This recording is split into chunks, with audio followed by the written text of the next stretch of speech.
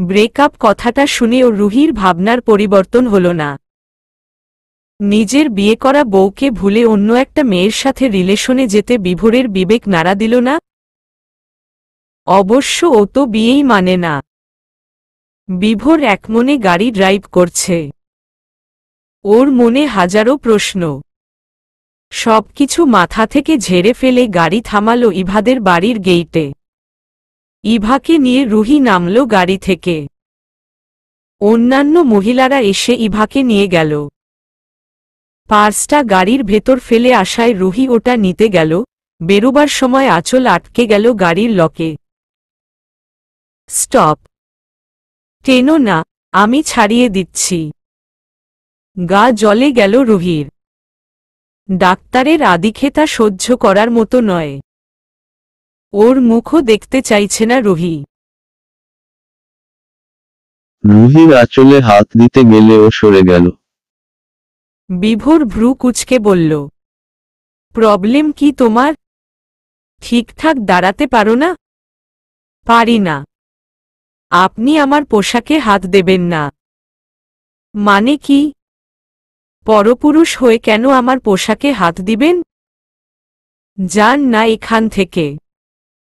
ধাক্কা খেল বিভোর। রুহি নিজেই ছাড়ানোর চেষ্টা করল, সুতো আটকে গিয়ে ফেসে গেল পুরো নকশাটা। রাগের চোটে একটানে শাড়ি ছাড়িয়ে ফেলল রুহি। কিছুটা ছিঁড়েও গিয়েছে।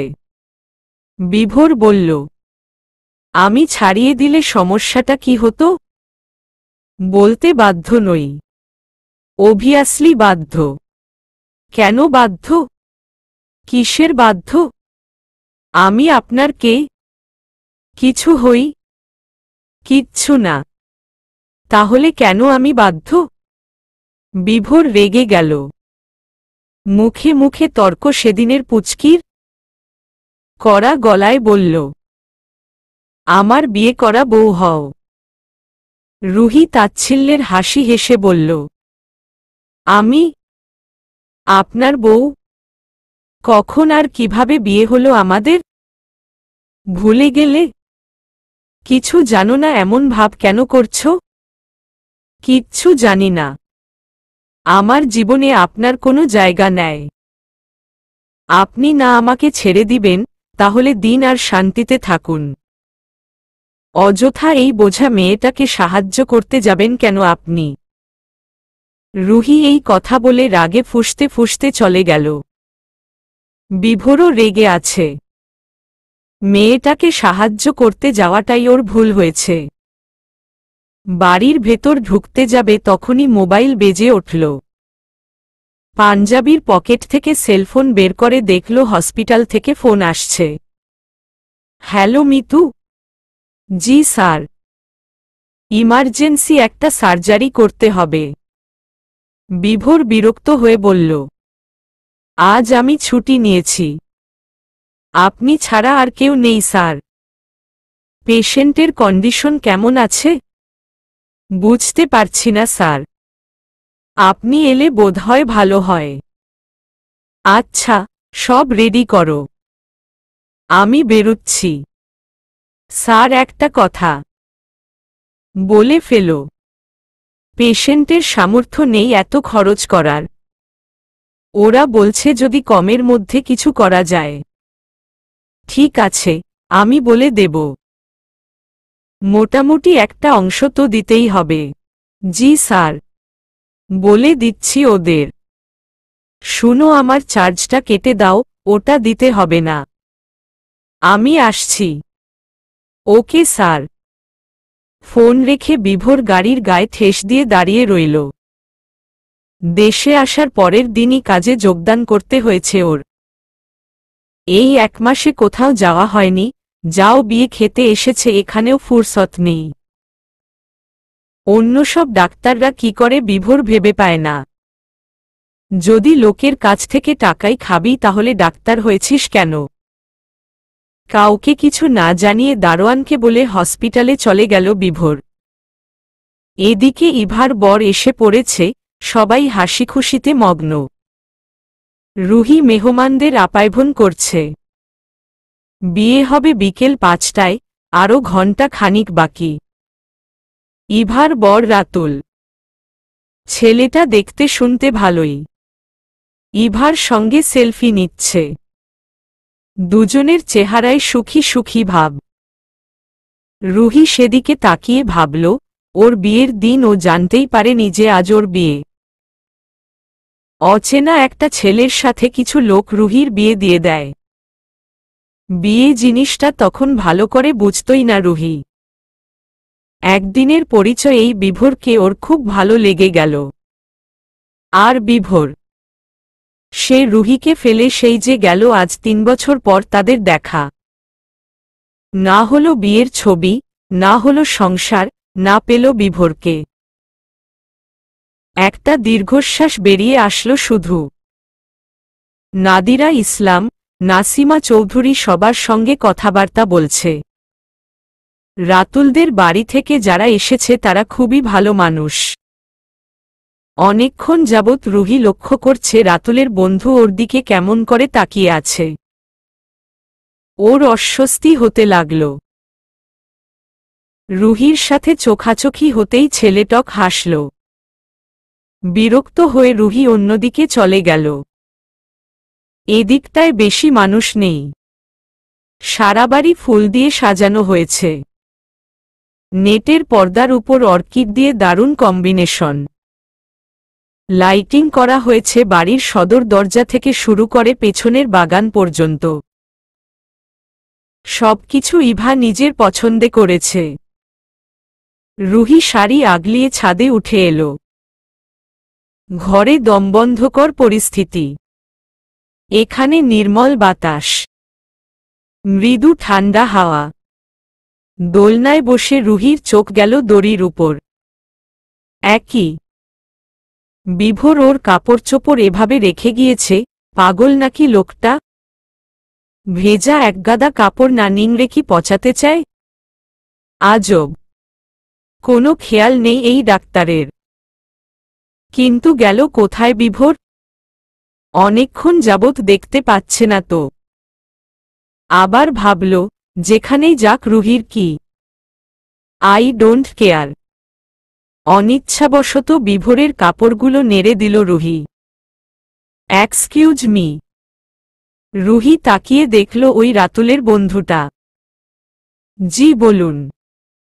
আসলে পরিচিত হতে এলাম আপনার সাথে। রুহি মনে মনে একগাদা গালি দিয়ে হাসিমুখে বলল, ওহহ, আপনার নামটা জানতে পারি কি? রুহি। আমি নীরব। আপনি ইভার কি হন? বোন। আমি রাতুলের বন্ধু। চিনবেন নিশ্চয়। হ্যাঁ চিনেছি। নীরব বলল, আপনি বোধহয় আমার সাথে কথা বলতে চাচ্ছেন না? বিরক্ত হচ্ছেন কি? ভদ্রতার খাতিরে রুহি বলল, না না, আসলে অনেক গরম লাগছে তো, তাই এমন মনে হচ্ছে। নীরব একটা ব্যস্ত ভঙ্গি করে বলল, এদিকে আসুন। বাতাস আছে। না চাইতেও রুহি সেদিকে গেল। বাগানে একটা কদম গাছ আছে, সেটা বেড়ে ওঠে ছাদের একপাশে ছড়িয়ে গিয়েছে। তাই এদিকটায় সবসময় বাতাস থাকে, সেখানেই টেবিল চেয়ারের ব্যবস্থা আছে। বর্ষাকালে গাছটাতে অনেক কদম ধরে। তখন ইভা, রুহি, নাদিরা ইসলাম মিলে এখানে বসে চা খায় আর কদম ফুলের সোঘ্রাণ নেয়। পূর্ণিমার মায়াবী আলোয় করে কদমবিলাস। বিভোর হসপিটাল থেকে ফিরেছে। ওটি শেষ করতে ঘণ্টা দেড়েক লেগেছে। ক্লান্ত ভঙ্গিতে এক পল্টন মেহমান থেকে মাকে খুঁজে নিয়ে বলল, একটু স্পেস কোথায় পাব? ওটি করে এসেছি, ভাল লাগছে না। নাসিমা চৌধুরী অবাক হয়ে বলল, কখন গেলি? ছুটি নিসনি? বোনটার বিয়ে, তাও তুই ওকে টাইম দিসনি? এমন কেন তুই বিভোর? রিল্যাক্স আম্মু। সব প্রশ্নের উত্তর একসাথে দিতে পারব না। গেলাম 1.5 ঘন্টা আগে, বোনকে গাড়িতে টাইম দিয়েছি পার্লার থেকে আসার সময়। আর আমি এমনই বাউন্ডুলে। খুব শীঘ্রই তোকে বিয়ে দিয়ে বাউন্ডুলে গিরি ছোটাব। ডাক্তার হয়েছ বলে কি মাথা কিনে নিয়েছ সবার? বিভোরের বাবা বাবর চৌধুরী। উনি ছেলের ডাক্তারি পেশায় ভীষণ বিরক্ত। ছেলের এইরকম উদাসীনতা ওনার একদম পছন্দ নয়। ইতিমধ্যে প্রায় 17টি মেয়ে দেখে এসেছেন, কোনোটিই পুত্রের জন্য পছন্দ হয়নি। তাই আরও রাগ ছেলের উপর। বিভোরকে বিয়ে দেওয়ার ভূত চেপেছে ওনার মাথায়। এদিকে ছেলে এখনোই বিয়ে করতে চাচ্ছে না। বাপে ছেলেতে এক প্রকার যুদ্ধ। যাই হোক, বিভোর বাবার মুখ ঝামটা খেয়ে মাকে বলল, আমাকে পানি দাও তো, এই বুড়ো আমাকে শান্তি দিবে না। চাপকিয়ে তোমার পিঠের ছাল তুলব, ভেড়ার খাদ্য বানাব, গাধাও তোমার চেয়ে ভালো। এত বড় দামড়া হয়েছ এখনো বিয়ে করছে না, বলি আমরা নাতিনাতনির মুখ দেখব কখন? বিভোর বাবার কথা শুনে মুখ কালো করে ফেলল। ঘরভরা মেহমান, কেউ যদি শুনে নেয় তাহলে ওর মানসম্মান নিয়ে টানাটানি পড়বে। নাসিমা ছেলের জন্য পানি আর সাথে কিছু মিষ্টি নিয়ে আসলেন।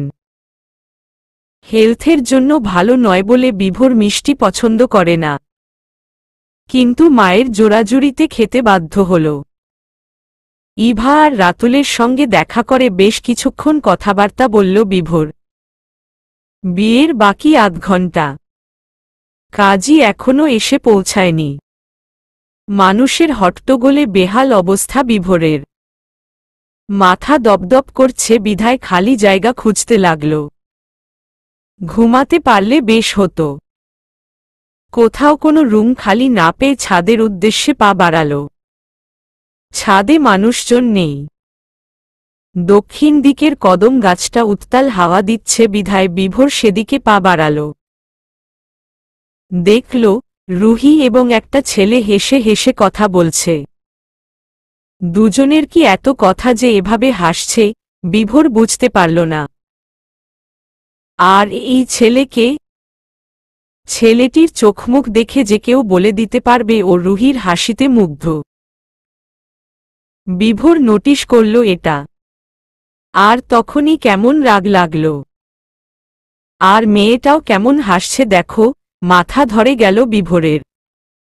অন্য কোনো ছেলে কেন এই মেয়েটার প্রতি এত মুগ্ধতা প্রকাশ করে?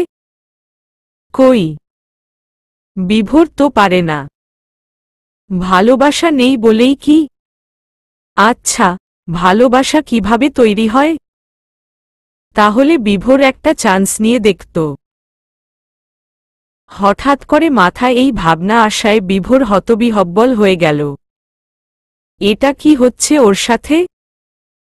মনে হচ্ছে রুহির হাসি দেখার অধিকার একমাত্র ওর থাকা উচিত, আর কারোর নয়। 3 বছর আগের ছোট্ট বউয়ের প্রতি হঠাৎ ভীষণ দুর্বলতা অনুভব করল বিভোর। বিভোরকে সবার আগে দেখতে পেল নীরব। চেয়ার ছেড়ে ওঠে এসে হাত বাড়িয়ে হাসি মুখে জিজ্ঞেস করল, আপনি বিভোর? রাইট? খুশি হবার ভান করে বলল, জি। কিন্তু আপনি? আমি রাতুলের বন্ধু। ওহহ, আমাকে চিনলেন কি করে? ছবিতে দেখেছি, ইভা আপনার অনেক গল্পও শেয়ার করেছে, তাই চিনতে অসুবিধে হয়নি। ওহহ, আপনি ওকে চিনেন? বিভোর রুহির দিকে ইশারা করল। নীরব বলল, না, পরিচিত হলাম এখনই। ইভার বোন। বিভোর মনে মনে ভাবে 2 মিনিটের দেখায় কেউ কারো সাথে কিভাবে হাসাহাসি করতে পারে, যেন কতদিনের পরিচয়। রুহিও ওদেরকে দেখছে। বিভোরকে দেখে চোখ নামিয়ে নিল। অতি দ্রুত ছাদ থেকে নেমে এলো। আসার সময় শাড়িতে পা বেঁধে পড়ে যেতে নিয়েছিল, সে সময় নীরব এসে রুহিকে ধরল। সাহায্যের বদৌলতে ধন্যবাদ জানিয়ে রুহি চলে গেল, নীরব। বিভোরের ছাদে একা আর ভালো লাগছে না, তাই নিচে নেমে এলো। কাজী এলো 5:30টায়। দেখতে দেখতে ইভার বিয়েও শেষ হয়ে গেল। মেয়েটা খুব খুশি। বিদায়ের সময় কেঁদে দিল একদম। রুহি হেসে বলল, কাঁদছ কেন? তোমার শ্বশুরবাড়ি এখান থেকে 5 মিনিটের পথ। কাঁদব না? তোদের ছেড়ে থাকতে হবে। না, কাঁদবে না, আমরা তো আছি। তোমাকে দেখে আসব প্রতিদিন। আম্মুর খেয়াল রাখিস বোন। অবশ্যই। সেটা নিয়ে তোমাকে চিন্তা করতে হবে না। নিজের খেয়াল রাখিস। তুমিও। নাদিরা ইসলাম কাঁদছেন, বিভোরের মা, ইভা, এমনকি রুহিও কাঁদছে। কান্নাকাটির শব্দে বিরক্ত হয়ে গেল বিভোর। এখানে কান্নার কি আছে? মেয়েদের সবকিছুতে কান্না জিনিসটা না থাকলে যেন ষোলকলা পূর্ণ হয় না। এত এত মানুষের ভিড়ে একদম চ্যাপ্টা হয়ে যাচ্ছে ডাক্তারবাবু। ইভাকে বিদায় করে মেহমানরাও একে একে চলে গেল। কাল বাদে পরশু রিসেপশন। নাদিরা ইসলাম পৈপি করে সবাইকে আসতে বলে দিলেন। নাসিমা চৌধুরী বোনের বাসায় কদিন কাটাবেন। মেয়েকে বিয়ে দিয়ে একেবারে একা হয়ে গেছেন নাদিরা। রুহি ছাড়া আর কেউ রইল না। অবশ্য রুহির বিয়ে হয়ে গেলে কিভাবে থাকবে সেটাও একটা চিন্তার বিষয়। বিভোর এতক্ষণে একটা ফাঁকা রুম পেল। ঘরে ঢুকে ঠাস করে দরজা বন্ধ করে বসে রইল মাথা চেপে। উত্তাপ ছড়িয়ে পড়েছে পুরো গায়ে। চোখ দুটো জ্বালা করছে। এর কারণ, ওই নীরব ছেলেটা যাবার সময় রুহির সাথে কিসব মিষ্টি মিষ্টি কথা বলছিল, আবার ওর সেলফোনের নাম্বারও নিয়েছে। ওরা দুজন কি প্রেম করবে? ভাবতেই রাগে ফেটে পড়ল ওর শরীর। দরজায় টোকা পড়েছে। বিরক্ত হয়ে দরজা খুলল বিভোর। রুহি হাতে ট্রে নিয়ে দাঁড়িয়ে আছে। আপনার জন্য খাবার নিয়ে এলাম। আমি তো খাবার চাইনি, আপনার আম্মু পাঠিয়েছে। গম্ভীর মুখে প্রশ্ন করল, তুমি নিয়ে এলে কেন? আপনার আম্মুর কথা ফেলতে পারিনি। ছেলে না খেয়ে আছে তাই পাঠিয়েছে। আমি খাব না। সেটা আপনার ব্যাপার। পৌঁছে দেওয়া দায়িত্ব ছিল, দিয়ে গেলাম। তুমি খুব বড় হয়ে গেছো তাই না? সব সময় তো আর ছোট থাকা যায় না। সময়, পরিস্থিতি বড় বানিয়ে দিতে বাধ্য করেছে। বিভোর চুপ করে রইল। মেয়েটা চটাং চটাং কথা বলা শিখেছে। রুহি ট্রেটা টেবিলে রেখে পুরো ঘরটা ঝেড়ে মুছে দিল। জানালা খুলে দিল। ফরফর করে উত্তুরে হাওয়ারা ঢুকে পড়ল ঘরে। বিভোর মুগ্ধদৃষ্টিতে তাকিয়ে আছে। মেয়েটাকে অনেক মায়াবী লাগছে। রুহি, বলুন, তুমি কি আমাকে এড়িয়ে চলছ? জানি না, বলেই রুহি বেরিয়ে এলো ঘর থেকে। বিয়েবাড়িতে অনেক কাজ, সবকিছু শেষ করল নাদিরা ইসলাম, নাসিমা চৌধুরী আর রুহি। বাড়তি খাবারগুলো আত্মীয়দের বাসায় পাঠানোর ব্যবস্থা করা হল। কাজ করতে করতে প্রায় 10টা বেজে গেল। রুহি গোসল করে বারান্দায় গিয়ে বসল। শরীরটা বড্ড ক্লান্ত, রাতে খাবার খেতেও ইচ্ছে করেনি। এদিকে পুরো সন্ধ্যাটা বিভোর ঘুমিয়ে কাটিয়েছে, ফ্রেশ ঘুম।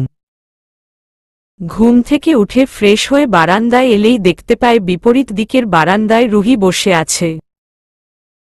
বারবার চোখ মুছছে। কাঁদছে নাকি রুহি? কেন? কান্নার মতো কি হলো?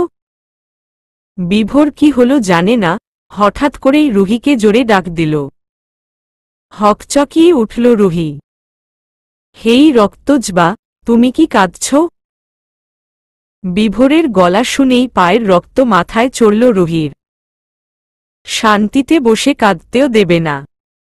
ঘরে ঢুকে শব্দ করে বারান্দার দরজা লাগিয়ে দিল। বিভোর ব্যাককল বনে গেল। প্রথম দেখায় বিভোরকে যেমন মনে হয়েছিল লোকটা আসলে তেমন নয়। অদ্ভুত, মেয়েদের মন বোঝার ক্ষমতা কম। সবসময় হাসিখুশি থাকতে পছন্দ করে। নিজের জীবন নিয়ে সিরিয়াস নয়। সংক্ষেপে এটাই বিভোর। এর বেশি কিছু ভাবতে পারছে না রুহি। কিন্তু তাই বলে তো বিয়েটা ছেলেখেলা নয়। রুহি যখন মানতে পেরেছে তখন ওর মানতে সমস্যা কোথায়? একবার তো রুহির ইচ্ছের কথাটা জানতে চাইল না, নিজের দিকটাই দেখল। তাহলে রুহি কেন কাঁদবে পাষাণ লোকটার জন্য? ফোন অন করতেই দেখল মেসেঞ্জারে কেউ নক করেছে। অপরিচিত আইডি। রুহি ভালো করে খেয়াল করতেই বুঝতে পারল এটা ওই রাতুলের বন্ধু নীরব। রুহি রিপ্লাই করতেই সেকেন্ডের মাঝে নীরবের মেসেজ আসল। হ্যালো রুহি। জি ভাইয়া। কি করো? কিছু না। আপনি? এই তো তোমার সাথে চ্যাট করছি। ওহহ, আপনি আমার আইডি পেলেন কোথায়? রাতুলের কাছ থেকে জেনে নিয়েছি। রুহি কিছু লিখল না। মানেটা কি? যে সে এসে ওর আইডি চাইবে আর কেউ কিছু জিজ্ঞেস না করে দিয়ে দেবে? মানে কমন সেন্সের অভাব আছে নাকি? এই নীরবটাকে যে কিভাবে সহ্য করছে তা শুধু রুহিই জানে। দেখতে অভদ্র নয়, কিন্তু হাবভাবে বোঝা যায় রুহির প্রতি ইন্টারেস্টেড। কিছু বলতেও পারে না রুহি। ইভা আর রাতুল দুজনেরই খুব ক্লোজ নীরব। খারাপ ব্যবহার করতে চেয়েও পারছে না। এমন সময়ই নীরব লিখল, তোমাকে আজকে খুব সুন্দর দেখাচ্ছিল। ব্যাস, পায়ের রক্ত মাথায় উঠে গেল রুহির। সাথে সাথে ফোন বন্ধ করে রেখে দিল। এই বিভোরটাকে দেখার পর থেকেই রুহি কেমন খিটখিটে মেজাজের হয়ে গিয়েছে। তার উপর আবার এই নীরব উল্লুক যুক্ত হয়েছে।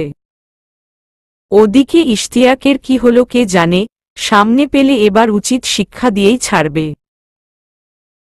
একরাশ বিরক্তি নিয়ে ঘুমিয়ে পড়ল রুহি। সকালবেলা ডাইনিং টেবিলে ওই ডাক্তার শয়তানটার মুখোমুখি পড়তে হল রুহির। কি সুন্দর আয়েশ করে কফি খাচ্ছে দেখো। মগের ভেতর চুবিয়ে মারতে ইচ্ছে হচ্ছে। নাদিরা ইসলাম রুহিকে খাবারের প্রতি উদাসীন দেখে বললেন, তুই খাচ্ছিস না কেন? খাই। নাদিরা ইসলাম ধমক দিয়ে বললেন, দিন দিন কি হাল করছিস চেহারার? খাচ্ছি তো। এদিক ওদিক তাকিয়ে কি দেখছিস? খাবারের প্রতি মনোযোগ নেই তোর? তা না, আসলে পেট ভরে গিয়েছে। নাদিরা আকাশ থেকে পড়ে যাওয়ার মতো ভঙ্গি করে বলল, কি বলছিস রুহি? 2 চামচ খেয়ে তোর পেট ভরেছে। আমাকে বোকা ভাবিস তুই? এক্ষুনি খা, পুরো সবজিটা শেষ না করলে তোর কি হাল করি দেখিস। নাসিমা চৌধুরীও খাওয়ার জন্য রুহিকে জোরাজুরি করল।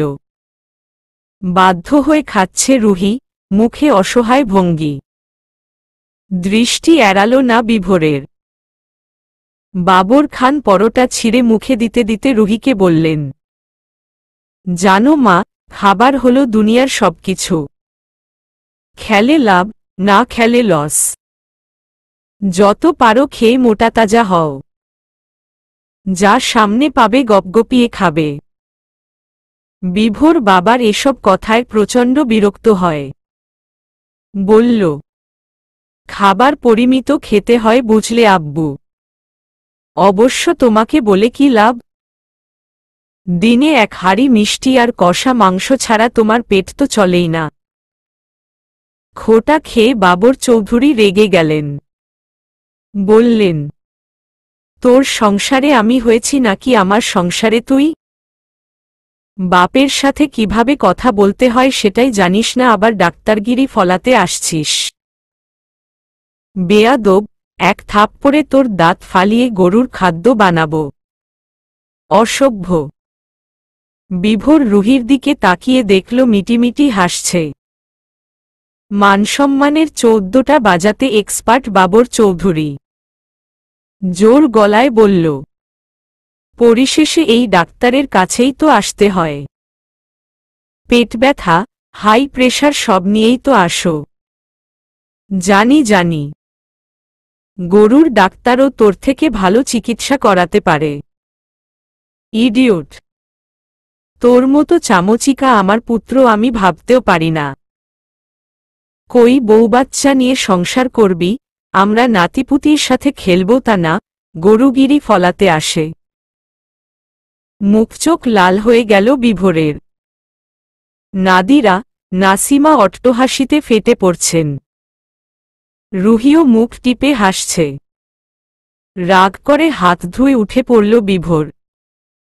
পেটে খিদে নিয়েই হসপিটালে রওয়ানা হল। নাসিমা চৌধুরী অনেক করে বুঝালেন, ডাকলেন, তাও খেল না। সবার মুখ কালো হয়ে গেল। বাবর চৌধুরী বললেন, যেতে দাও। খাবার না খেয়ে থাকতে পারে নাকি, ঠিকই আসবে। দুপুরবেলা বিভোর এলো না।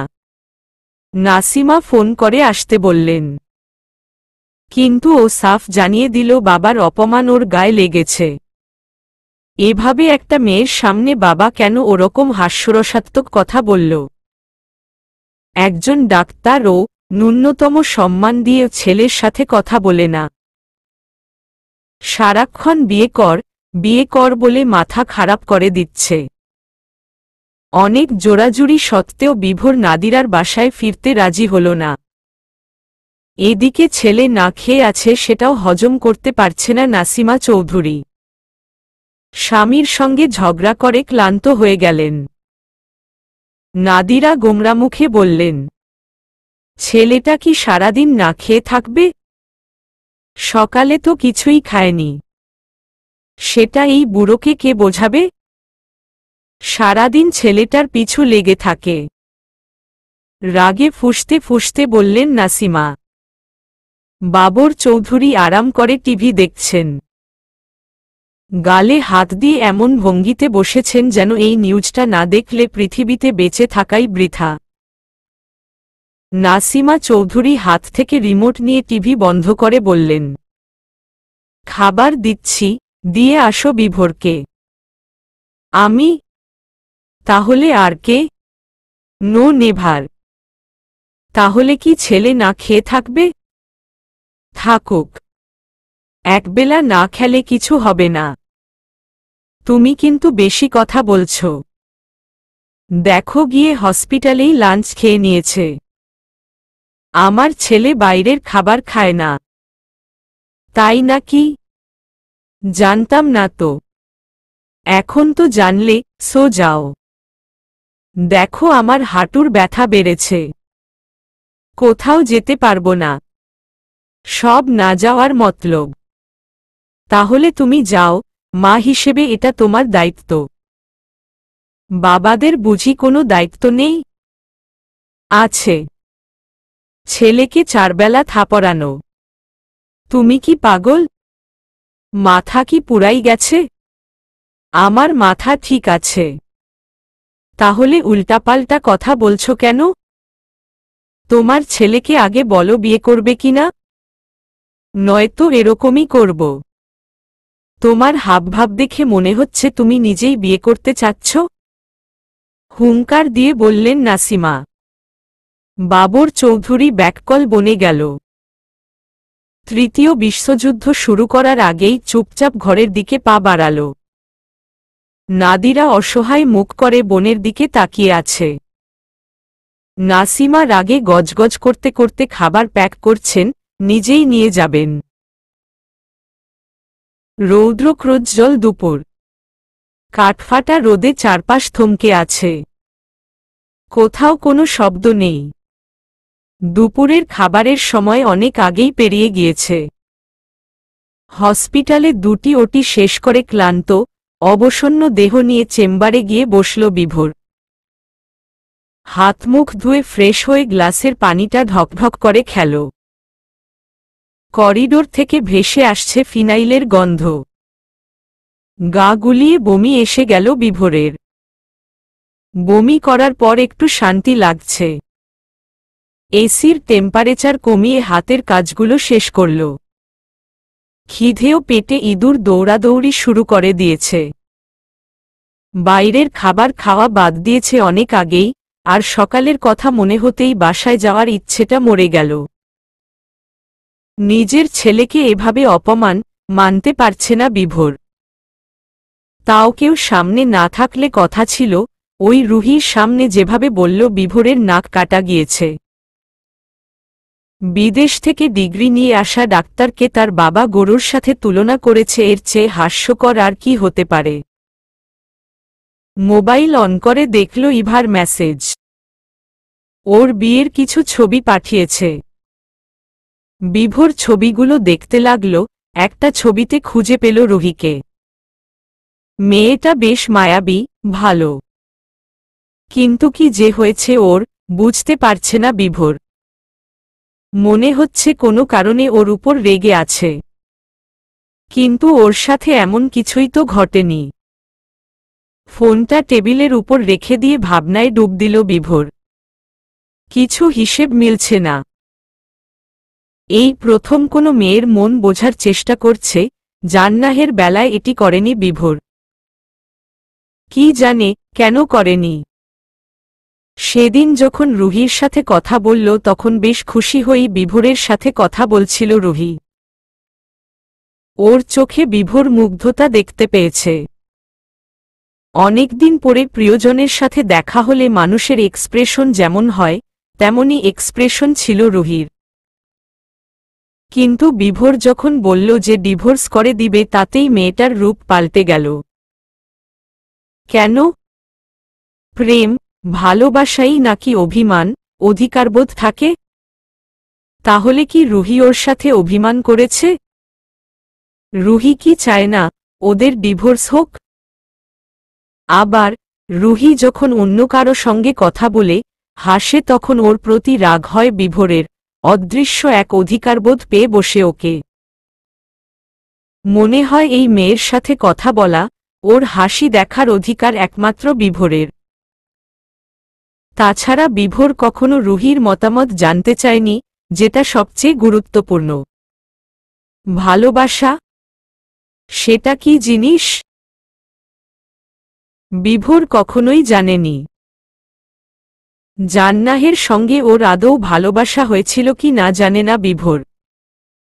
জান্নাহ ছিল পরীর মতো সুন্দরী, অনেকেই তাকে পেতে চাইত। কিন্তু ভিন্ন এক কারণে বিভোরকে পছন্দ করে নেয় জান্নাহ। বিভোর সায় জানায়, লুতুপুতু প্রেম ছিল না ওদের। বাস্তব কেমন হতে পারে সেটা ভেবে তারপর আগাচ্ছিল। জান্নাহ আর বিভোর বিয়েও করতে চেয়েছিল, কিন্তু পরবর্তীতে সেটা বাস্তবিক হয়নি। অবশ্য বিভোর কষ্ট পেয়েছিল। এতদিনের পরিচয় ছিল দুজনের, অনেক মজার সময় কাটিয়েছে। প্রেমিকার সাথে সাথে একটা ভালো বন্ধুও হারালো বিভোর। কষ্টটা বোধহয় এজন্যই হয়েছিল। কিন্তু এই কষ্টের চেয়ে অধিক মাত্রায় কষ্ট দেয় ওই রক্তজবা। যখন ওকে এড়িয়ে যেতে চায় বিভোরের ইচ্ছে হয় কষিয়ে চড় মারতে। নিজের কাছে বসিয়ে রেখে রুহির মুখের দিকে তাকিয়ে থাকতে। রুহির অভিমান আর বিভোরের অধিকারবোধ, দুটোই সত্য। তবে কি ওরা দুজন দুজনকে ভালোবাসে? হতভম্ব হয়ে গেল বিভোর। এই রকম অনুভূতি কখনো হয়নি, জান্নাহের বেলায়ও না। এর সাথে পরিচয় খুব সময়ের। স্ক্রিনে ফুটে আছে রুহির হাসিমাখা মুখ। সবুজ জামদানিতে প্রকৃতি প্রকৃতি লাগছে। রুহি মেয়েটা খুব শান্ত, আর বিভোর কথা বলতে পছন্দ করে। ফিজিক্সের ভাষায় বিপরীত ধর্মী চার্জ একে অপরের প্রতি আকর্ষণ অনুভব করে। এই মুহূর্তে বিভোরও রুহির প্রতি আকর্ষণ অনুভব করছে। ক্ষতি কি মেয়েটাকে ডিভোর্স না দিলে? কিছুই না। রুহির সাথে অনায়াসে জীবন কাটিয়ে দিতে পারবে বিভোর।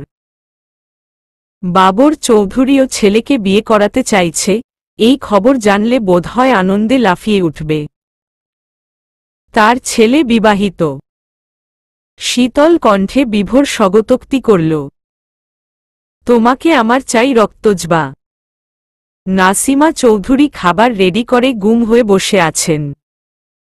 ভেবেছিল ছেলের জন্য খাবার নিয়ে যাবে, কিন্তু তার এখন মাথা ব্যথা করছে। প্রচণ্ড ব্যথায় চোখ দুটো ঝাপসা হয়ে আছে। রুহি ঔষধ দিয়েছে। এখন একটু কমলেও কেউ ওনাকে বাইরে বেরুতে দেবেন না। এদিকে বাবর চৌধুরী ভাতঘুম দিয়েছে। রুহি মা। জি আন্টি। আমাকে যেতে দাও, সমস্যা হবে না। আন্টি আপনি ঘুমান তো, ছেলেটা না খেয়ে আছে। এই নিয়ে 50-এর বেশিবার এই কথাটা রুহিকে বলেছে নাসিমা। রুহি নাছোড়বান্দা, কিছুতেই যেতে দিবে না। এবার আর না পেরে বলল, আমি দিয়ে আসব। নাসিমা উৎসাহী স্বরে বলল, যাবে তুমি? দিন, আমিই দিয়ে আসছি। দাঁড়াও, ড্রাইভারকে বলে দিই। লাগবে না, আমি রিকশা করে চলে যাব। না না, এই গরমে রিকশা করে যাবে কি, বাড়ির গাড়ি থাকতে। নাসিমা অনেক জোরাজুরি করে রুহিকে রাজি করালেন। প্যাক করা খাবারগুলো ব্যাগে নিয়ে বিভোরের হসপিটালের উদ্দেশ্যে রওয়ানা হল রুহি। ও কখনো যায়নি, ড্রাইভার হসপিটালে পৌঁছে দেবে। লোকটার সামনে আবার পড়তে হবে ভেবেই অস্বস্তি এসে ভর করল মনে। কিছুতেই এড়িয়ে চলা যাচ্ছে না। আধ ঘন্টা পর হসপিটালে পৌঁছাল রুহি। রিসেপশনিস্টের সাথে কথা বলে জেনে নিল বিভোরের রুম। 3 তলায় এসে দক্ষিণের করিডোর পেরোতেই দরজার পাশে নেমপ্লেট দেখতে পেল রুহি। চকচক করছে মোহাম্মদ বিভোর চৌধুরীর নাম। একরাশ অস্বস্তি নিয়ে কেবিনের দরজায় নক করল রুহি, কোনো সাড়া শব্দ নেই। অস্বচ্ছ কাচের দরজার ওপাশটাতে বিভোর আছে কিনা বোঝা যাচ্ছে না। রুহি দরজা ঠেলে ঢুকতেই শীতলতা গ্রাস করল ওকে। সদ্য গরম আবহাওয়া থেকে আসা রুহি কেঁপে উঠল। একই এসির হাওয়ায় তো পুরো ঘর বরফের মতো ঠান্ডা হয়ে আছে। টেবিলের ওপাশের চেয়ারে ক্লান্ত ভঙ্গিতে চোখ বন্ধ করে বসে আছে ডাক্তারবাবু। শার্টের বোতাম বুকের ওপর পর্যন্ত খোলা। কি আয়েশের ঘুম! রুহি কি করবে বুঝে উঠতে পারল না। খাবারগুলো টেবিলের উপর রেখে আস্তে করে বিভোরকে ডাকল। লোকটা নড়ছেও না। এই যে, শুনছেন? বিভোরের চোখ বন্ধ। ঘুমিয়ে গেল নাকি? ব্যস্ত গলায় আবারও ডাকল। এই যে ডাক্তারবাবু, শুনছেন? আহা, উঠুন না। মেয়েলি গলা শুনে হকচকিয়ে উঠল বিভোর। মুখের উপর ঝুঁকে থাকা মেয়েলি অবয়ব দেখে দ্রুত সরে গেল। ধাতস্থ হয়ে তাকাতেই দেখতে পেল রুহি ওর দিকে অবাক হয়ে তাকিয়ে আছে। তুমি? জি আমি। সিরিয়াসলি তুমি আমার সামনে আছো? নাকি স্বপ্ন দেখছি? আরে বাবা, আমিই আছি। বিভোর বলল। কোনো দরকারে? জি। কি? আপনার মা আপনার জন্য খাবার পাঠিয়েছে। সকালের কথা মনে হতেই চোখমুখ কঠিন করে বলল। আমি তো খাবার পাঠাতে বলিনি। কিন্তু আপনার মা পাঠিয়েছে তো। নিয়ে যাও। আমি খাবো না। দেখুন আন্টি অনেক কান্নাকাটি করেছে, অসুস্থ হয়ে পড়েছে। নিজেই আসতে চাচ্ছিল, আমি বুঝিয়ে শুনিয়ে রেখে এসেছি। উনি খুব করে বলে দিয়েছেন আপনি খেলে তবেই যেন আমি বাড়ি ফিরি। তাই প্লিজ এসব ড্রামা বন্ধ করে খেয়ে নিন। বিভোর চটে গেল। What do you mean? I mean to say আপনি ড্রামাবাজ। রুহির গলায় কোনো অস্বস্তি নেই, খুব সাহস নিয়েই বলেছে বোঝা যাচ্ছে।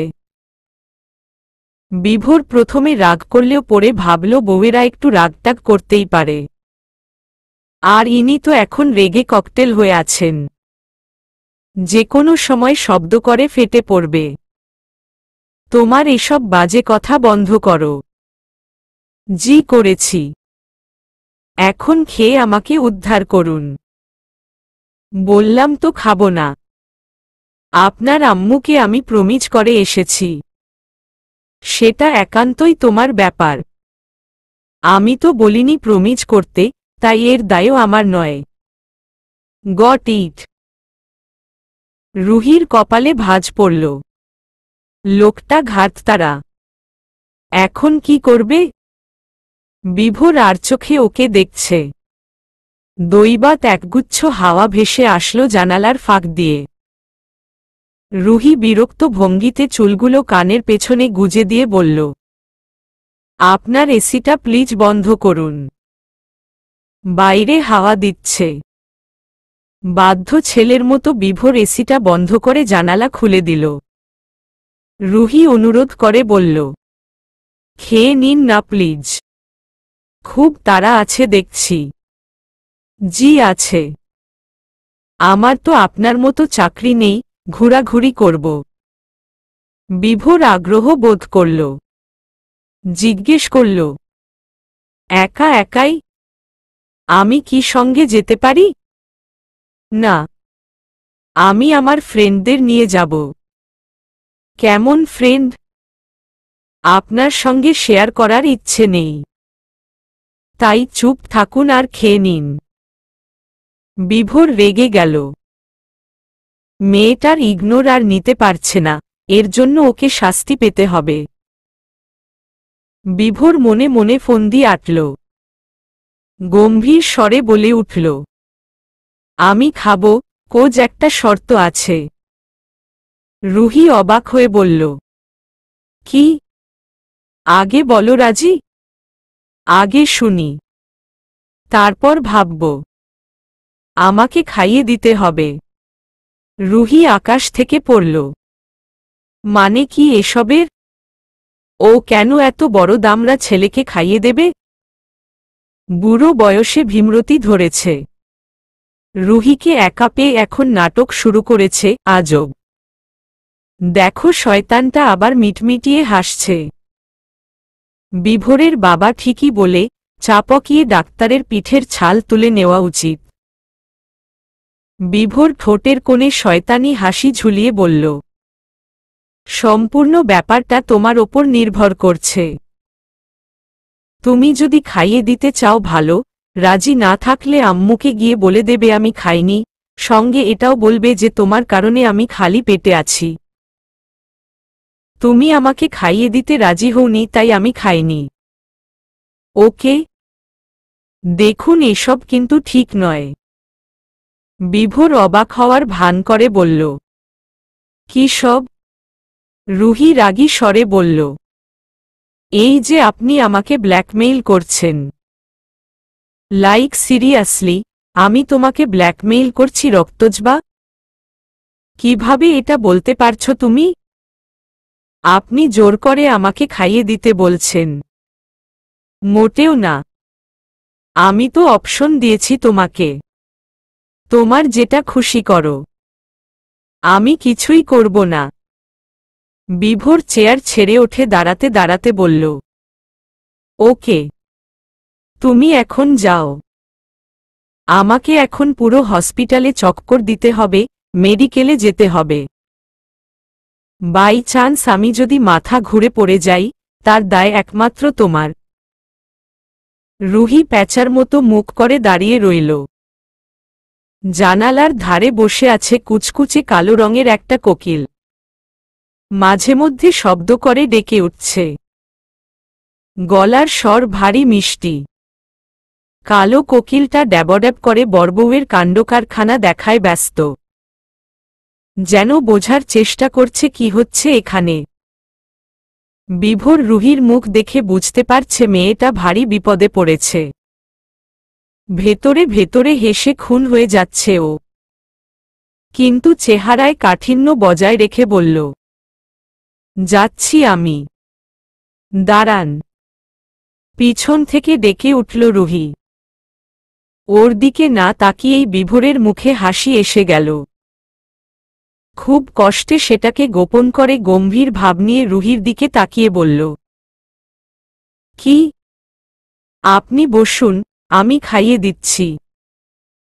মেয়েটাকে আচ্ছামতো জব্দ করা গিয়েছে। কি ইগো দেখাচ্ছিল বিভোরের সাথে, সব ল্যাটা চুকে বুকে গেল এক নিমিষেই।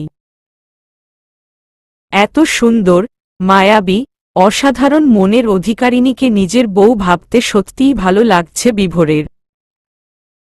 খাবার খাওয়ার সময় রুহির অস্বস্তি খুব করে টের পাচ্ছিল বিভোর। ওর দিকে তাকাচ্ছিলই না। সুযোগ বুঝে হঠাৎ করে রুহির আঙ্গুলে কামড় দিয়ে বসল বিভোর। ব্যথায় ককিয়ে উঠল রুহি। আর্তনাদ করে বলল, এটা আপনি কি করলেন? ডাক্তাররা খুব স্পাইসি হয়তো, তাই একাধটু কামড় দিয়ে ফেলে মাঝে মাঝে। আপনি কি কুকুর? No never. নিজেকে কি মনে করেন আপনি? সবাই আপনার কথা মতোই চলবে। অসহ্য। চলতেই হবে। কেউ আমার মনমতো না চললে তাকে কামড়িয়ে খেয়ে ফেলব। এটা আপনার ব্যাড হ্যাবিট।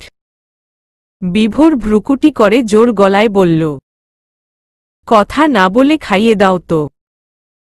বলা যায় না, কখন আবার মাথা ঘুরে পড়ে যাই। রুহি এক লোকমা পোলাও মুখে তুলে দিল। ইচ্ছে করেই বিভোর রুহির আঙ্গুলে ঠোঁট ছোঁয়াল। দ্রুত হাত সরিয়ে নিল রুহি। ডাক্তার শয়তানটা আজ এরকম করছে কেন, আজব। খেতে খেতেই বিভোর বলল, আজকের খাবারটা দারুণ সুস্বাদু। অবশ্য তোমার হাতে খাচ্ছি বলেই বোধহয় বেশি স্বাদ লাগছে।